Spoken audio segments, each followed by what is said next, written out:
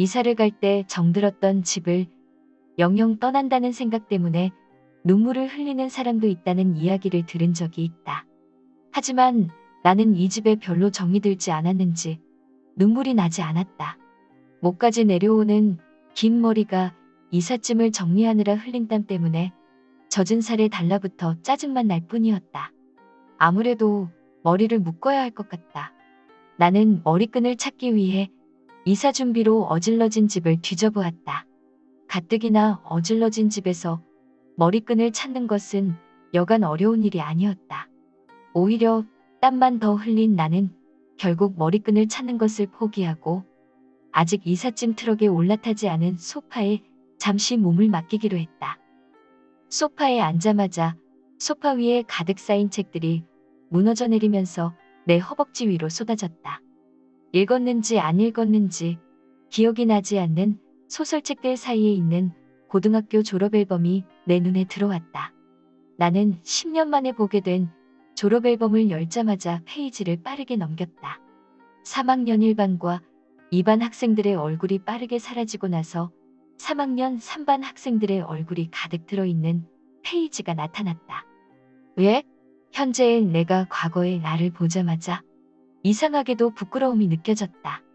당시에는 유행하는 머리였을 것이 분명한 헤어스타일은 너무나 촌스럽게 보였고 하얗게 보이려고 애쓴 얼굴 화장과 쥐를 잡아먹은 지 얼마 되지 않는 것처럼 보이는 입술도 너무나 촌스럽게 느껴졌다. 목과 얼굴의 색이 너무 다른 것을 눈치챘을 때는 실소가 나오기까지 했다.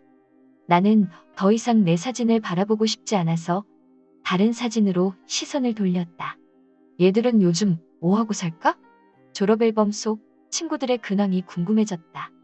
이 중에는 지금도 연락을 하고 있는 친구도 있지만 대부분은 연락하고 있지 않다.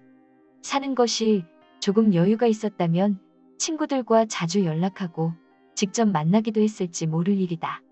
나는 계속 졸업앨범을 보고 있다간 과거의 향수에 흠뻑 빠져버려서 헤어나오지 못할 것만 같아서 이만 앨범을 덮어버리기로 했다.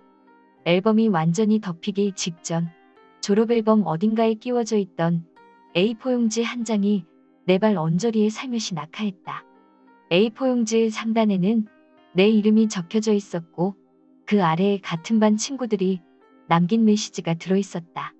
메시지들이 한결같이 고등학교 졸업과 관련된 내용인 걸 보니 아마 이 A4 용지는 졸업식 날 같은 반 친구들이 적어준 롤링 페이퍼인 것 같았다. 롤링 페이퍼에 가득한 문장들은 익명으로 적혀져 있는 것도 있었고 자신의 이름을 밝히고 있는 글도 있었다.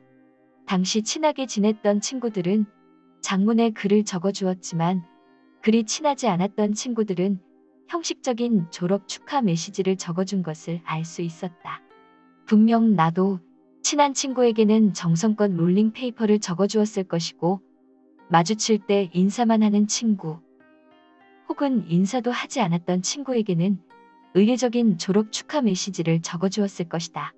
롤링 페이퍼에 적혀진 많은 문장은 단순한 문장이어서 전부 읽는데 몇 분도 채 걸리지 않았다.